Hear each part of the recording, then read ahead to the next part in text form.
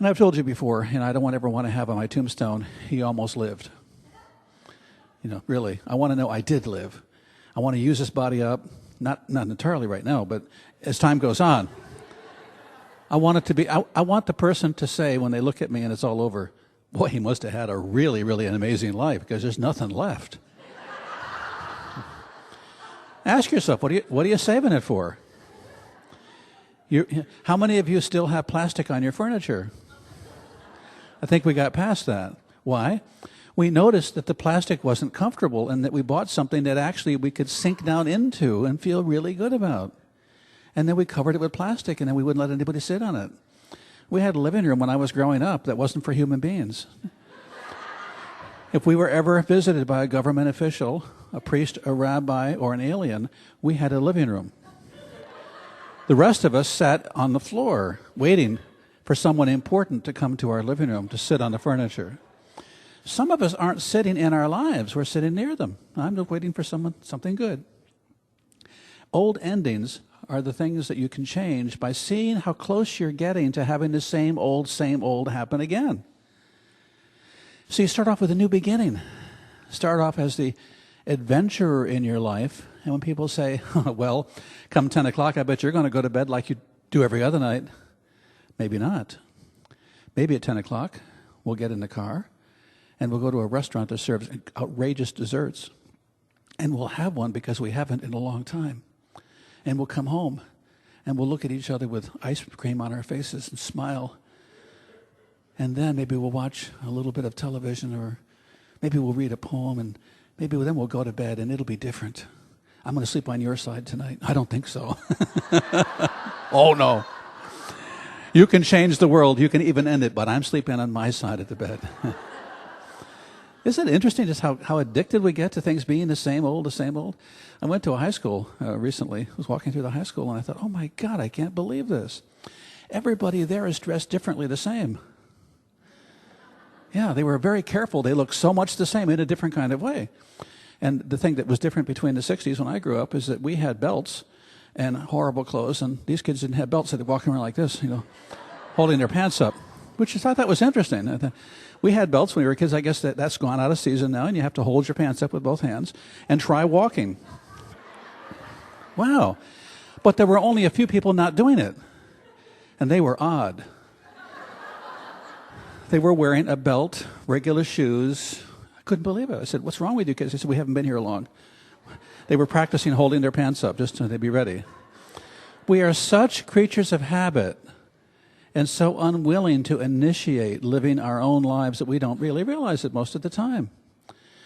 We have to be willing to have something other than ordinary, or we're going to have an ordinary life. You don't want an ordinary life. You just can't help but live one. Well, actually, you can help live one. And since Judith was sharing her 18-year internship, I had one too, and I'll never forget. It was really very painful. My wife sitting next to me, I said, I can't do this. She said, what can't you do? I said, I can't live an ordinary life. I want an exceptional life. And she said, why can't you just settle for things being normal? Why can't you just get old, sit in a rocking chair, and be glad nothing broke? I said, because that makes me want to buy a gun and shoot myself.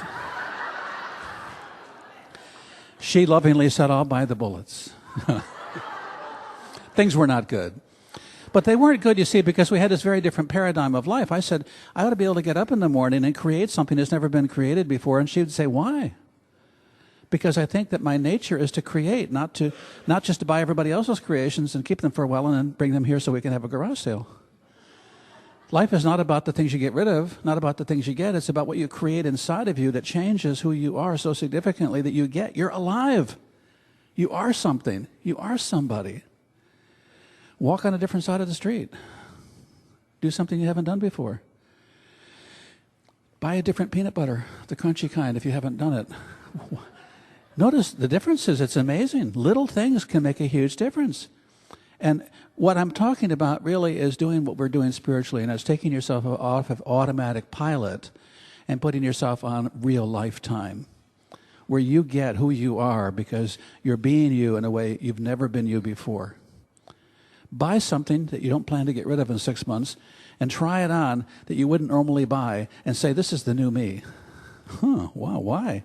Because the new me is evolving, and I want to see the new me every time, every place I can. Who I am is what I came here to get to know. Who I am is what I came here to express. Who I am is what I came here to share. Isn't it interesting that who I am is the thing I'm most willing to put on hold so that you can be who you are, and I'll try to be agreeable? Really interesting.